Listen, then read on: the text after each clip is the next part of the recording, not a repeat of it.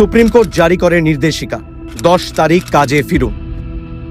We have said that their safety shall be protected, but they must go back to work. We are very clear about that. সাড়া মেলেনি আন্দোলনকারীদের কাছ থেকে, অনুরোধ করে mail পাঠালো সরকার। আন্দোলনকারীদের কাছ থেকে মিলল না সাড়া। আরো একটা কথা বলছি, সেই মেলে রেসপেক্টেড স্যার এই বলে আমাদের সম্বোধন করা হয়েছে। খুব স্পষ্ট বলছি, আমরা শুধু স্যাররা এই আন্দোলনে নেই, ম্যাডামরাও এই আন্দোলনে আছে। কেটে গেল 24 ঘন্টা, আন্দোলন চলছে, মানুষ মরছে। বর্তমান পরিস্থিতিতে ডাক্তারদের কর্মবিরতির জন্য পার্টির অ্যারেস্টে উনি মারা গেছেন। সরকার আবারও চেষ্টা করলো আলোচনার,